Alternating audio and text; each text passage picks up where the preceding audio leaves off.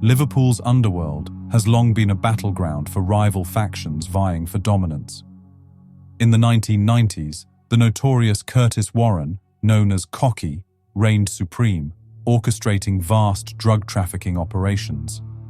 His eventual incarceration left a power vacuum, swiftly filled by emerging groups eager to stake their claim. The Hoyton firm, also referred to as the Cantrell Farm Cartel, rose to prominence in the 1990s. Founded by brothers Vincent and Francis Coggins, the gang capitalized on the city's drug trade, employing ruthless tactics to eliminate competition. Their operations extended beyond Liverpool, with connections reaching into Europe. The city's gang landscape further evolved with the emergence of groups like Wavo 420, named after the Wavertree area, and the International Weed Celebration on April 20th. This gang became notorious for its involvement in drug distribution and violent turf wars. In recent years, the Hillsiders, based in the Huyton area, have been implicated in various criminal activities, including drug trafficking and violent assaults. Their rivalry with other gangs has contributed to a surge in street violence. The city's criminal enterprises have also been marked by high-profile incidents. In 2009, a grenade was mistakenly left outside the Birkdale home of then Liverpool FC manager Kenny Dalglish. The intended target lived nearby, highlighting the reckless nature of gangland feuds. The infiltration of encrypted communication networks, such as EncroChat, by law enforcement in 2020, unveiled the intricate operations of these gangs. This breakthrough led to significant arrests and disrupted the activities of groups in the area. However, the relentless pursuit of power ensures that new factions continually emerge, perpetuating the cycle of violence on Liverpool's streets.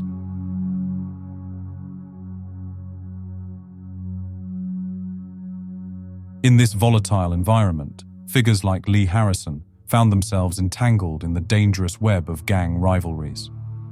His associations and the ensuing conflicts underscore the perilous nature of Liverpool's underworld. Alliances can swiftly turn deadly, and the quest for dominance leaves a trail of bloodshed. In Liverpool's underworld, Lee Harrison, better known as Saz, was no ordinary figure. A man caught between loyalty, survival, and the unforgiving laws of the streets, he was both a product and a prisoner of the environment. His name carried weight among the Hillsiders, a notorious gang deeply entrenched in the city's drug trade. The Hillsiders were no strangers to brutal turf wars, and Harrison's connections ran deep within this ecosystem of power and revenge. What made Harrison stand out wasn't just his association with the Hillsiders, but his growing reputation as a key player in their operations. Known for his sharp wit and street smarts, Saz had climbed the ranks of the hierarchy. But with power comes enemies, and in Liverpool's gangland, grudges rarely fade. They simmer until they explode. The feud that placed Harrison in the crosshairs stemmed from long-standing bad blood. It began with a £40,000 coke deal gone wrong, a theft that many claim the Hillsiders had a hand in. Niall Barry, alias Branch, a rival gang figure with his own ambitions, saw this as both an insult and a challenge. When consignments go missing, the people further up the chain still want their money. The rivalry between the two men was now personal. This bad blood escalated over years, setting off a dangerous game of cat and mouse between the factions. Adding fuel to the fire, Harrison's bold demeanor and refusal to back down only solidified his status as a target. On the streets, power isn't just about violence, it's about reputation. And for Barry and his crew, taking out Saz was about sending a message to the city's underworld. No one crosses the line without consequences. But Harrison wasn't just facing Barry. The intricate web of Liverpool's gang rivalries meant that allegiances could shift overnight, and enemies often came from unexpected places. The Hillsiders had their share of rivalries, and Harrison was mentioned in many backroom deals and EncroChats. To his adversaries, he wasn't just a man, he was a prize, and eliminating him would settle old scores. Despite the danger, Harrison continued to walk a fine line. Those close to him knew he was always looking over his shoulder, aware that the grudges he had sparked wouldn't be forgotten. In Liverpool's gangland, being marked wasn't just about survival. It was about constantly watching your back, knowing that the next knock at the door or shadow in the street could be the end. Lee Harrison's life in the months leading up to the fatal events was full of tension. His presence at key moments in Liverpool's gang conflicts, his affiliations, and his unwillingness to concede had sealed his fate in the eyes of his enemies.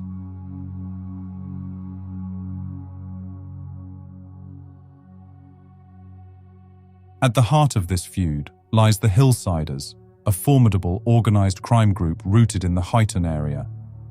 Their operations encompassed drug trafficking, firearms offenses, and a ruthless enforcement of territory. Among their ranks was Lee Harrison, known on the streets as Saz, whose affiliations would entangle him in a deadly feud. Opposing the Hillsiders stood a faction led by Niall Barry. Barry's crew was equally entrenched in Liverpool's criminal underworld, with a reputation for merciless retribution. The animosity between these groups escalated over time, leading to a series of confrontations that would leave a trail of violence across the city. The Hillsiders and Barry's crew weren't the only factions. They were part of a larger network of gangs that spanned the entire city. Other groups like the Delhi Mob and Wavo 420 occasionally intersected with their operations, either as allies or rivals. These factions operated with a complex blend of competition and cooperation, ensuring that Liverpool's gangland remained a volatile and ever-shifting landscape.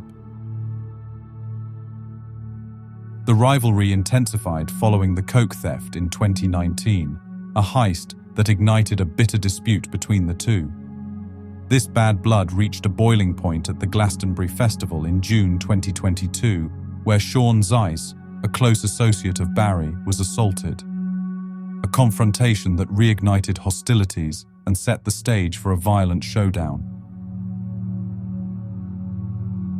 In the weeks before the shooting, Sean was out with his girlfriend. They had a row with Jordan Thompson, nicknamed Dusty, an associate of Lee Harrison. Sean was punched and chased, having to take cover behind a nearby bar. He didn't take this lightly. Trouble was brewing. In the aftermath, Barry, alongside Zeiss and other associates, orchestrated a plan to eliminate Harrison, viewing him as a significant threat to their operations. The Hillsiders, with Harrison among their ranks, braced for the inevitable clash, fully aware that in Liverpool's gangland, such vendettas often culminate in bloodshed. Weapons played a central role in this gangland arms race. The Skorpion submachine gun, used in the events that followed, symbolized the militarization of Liverpool's gangs. These were compact, fully automatic firearms and capable of firing up to 850 rounds per minute. They were often smuggled into the UK through Eastern European arms routes and had become a favorite among the city's criminal elite. In a city where most violent disputes had once been settled with knives, the arrival of automatic firearms marked a turning point. For the Liverpool gangs, the Skorpion became a status symbol.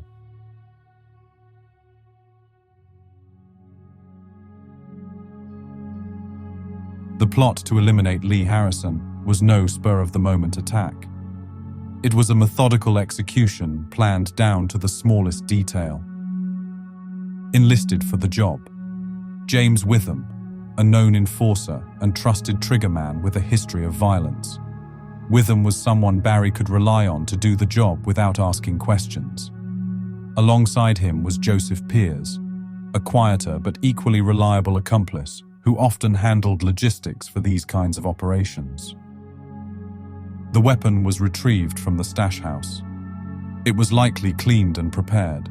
They secured a stolen Hyundai for the getaway, with the routes and switchovers planned carefully. Everything was in place as the gunmen made their way to the target.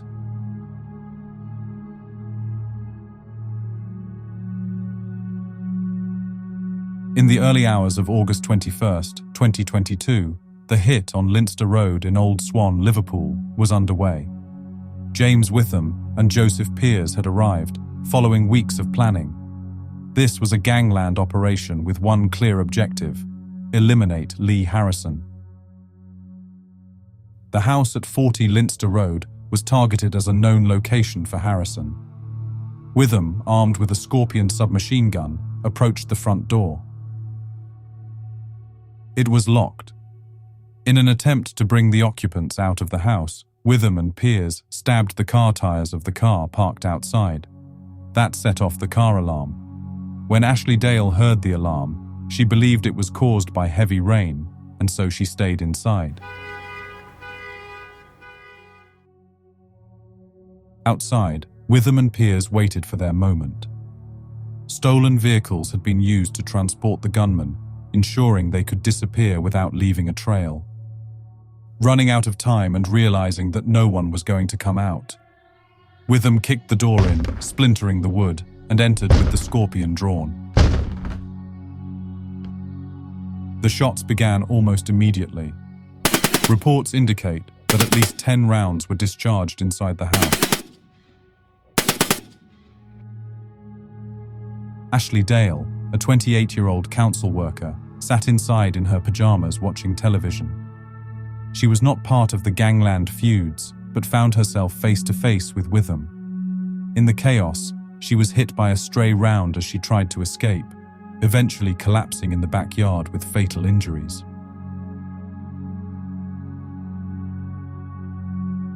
While the gunman may have intended to intimidate or leave a mark for Harrison, the execution had gone off script. Witham, after firing more rounds into the house's walls to send a message, exited swiftly.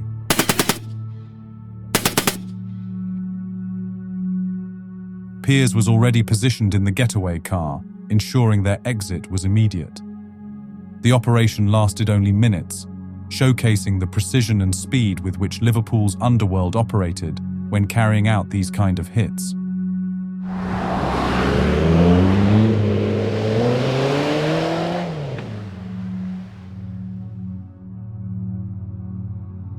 The silence returned to Leinster Road as quickly as it had been shattered. This was a cold, calculated operation, but it had spiraled beyond its intended target.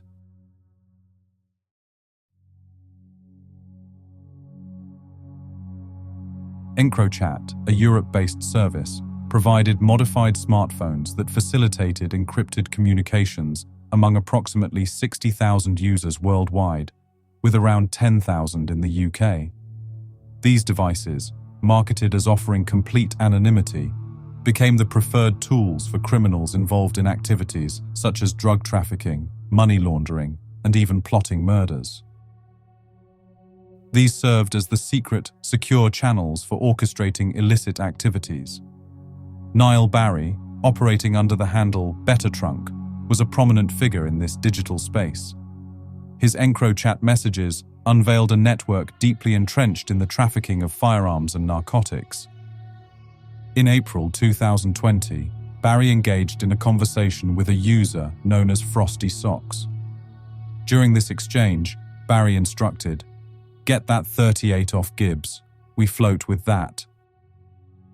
My other things are quite far dodgy on the road that's local.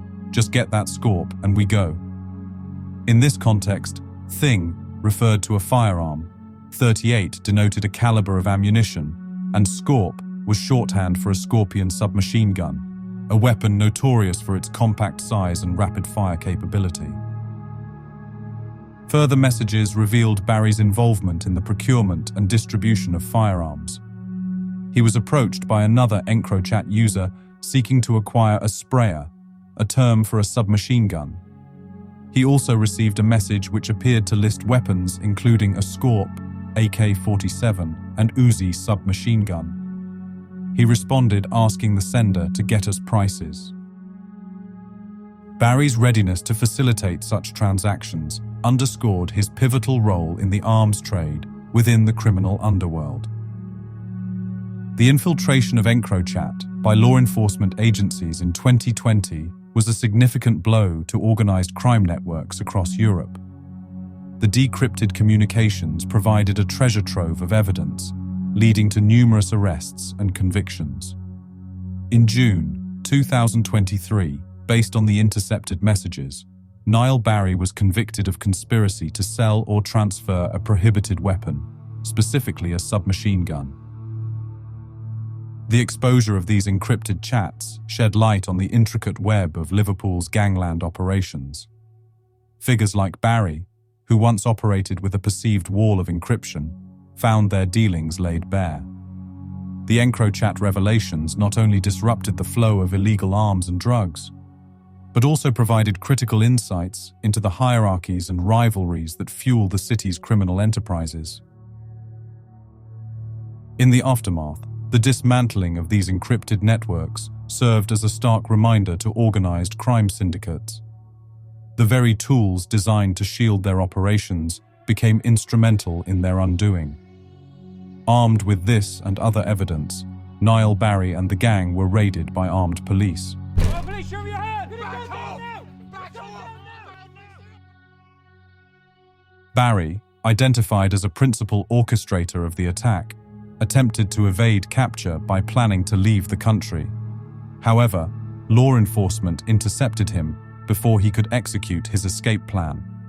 Upon his arrest, authorities uncovered evidence of his involvement in serious organized crime, including conspiracies to supply Class A and B drugs and possession of prohibited firearms. James Witham, the gunman who carried out the shooting, and his associate Joseph Pears, took measures to avoid immediate detection. They checked into a hotel in St. Helens, distancing themselves from their residences in Liverpool. Subsequently, they travelled to Scotland, seeking refuge from the intensifying police search.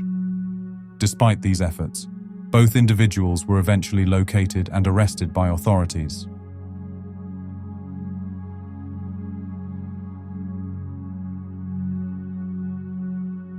In November 2023, the Liverpool Crown Court concluded the trial of 4 men involved in the orchestrated attack that led to the tragic death of Ashley Dale.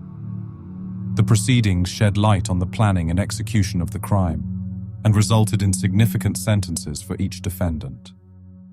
James Witham, identified as the gunman who executed the fatal shooting, was convicted of murder and conspiracy to murder. He was also convicted of conspiracy to possess a prohibited firearm and ammunition with intent to endanger life.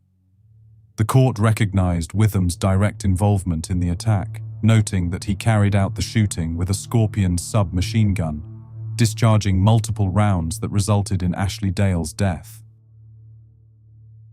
Given the severity of his actions and his central role in the crime, Witham was sentenced to life imprisonment with a minimum term of 43 years, adjusted to account for time already served on remand. Niall Barry, described as the mastermind behind the operation, was found guilty of the same charges. The court highlighted Barry's significant culpability, emphasizing his role in orchestrating the attack and providing the firearm used in the murder. Barry's prior criminal activities, including involvement in drug-related offenses, further aggravated his sentence. He received a life sentence with a minimum term of 47 years, reflecting his leadership role in the conspiracy and the premeditated nature of the crime. Joseph Pears, with previous convictions for 11 offenses, including driving offenses, drugs possession, and public order offenses, acted as the driver. He was also convicted for the attack. Sean Zeiss, who was attacked at the festival by Harrison's associate, was also found guilty. Zeiss's prior criminal record and active participation in the gang's activities contributed to his sentence of life imprisonment with a minimum term of 32 years. In delivering the sentences, the judge underscored the gravity of the offences, highlighting the premeditated nature of the attack, the use of a highly dangerous firearm, and the broader context of violent gang rivalry. The court highlighted that the murder involved significant planning and was executed with a military-grade weapon, factors that substantially increased the seriousness of the crime. Additionally, the efforts to dispose of evidence and the backdrop of violent drug gang rivalry were considered aggravating factors.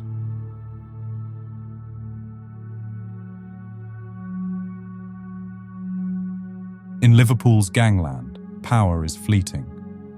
The streets follow their own brutal code: loyalty above all, silence under threat, and respect won at the barrel of a gun. For those who live by these rules, the stakes are clear. Every action demands retaliation, every grudge escalates, and every step forward risks pulling someone down. The murder of Ashley Dale was not the first collateral damage in this endless cycle, and it won't be the last. It was the result of a game that leaves no winners. The men who planned and carried out the attack may have thought they were sending a message, but all they proved was that the code of the street spares no one, not even the innocent. For more raw and real crime stories, hit the like button and subscribe. Until the next episode, stay alert and stay safe.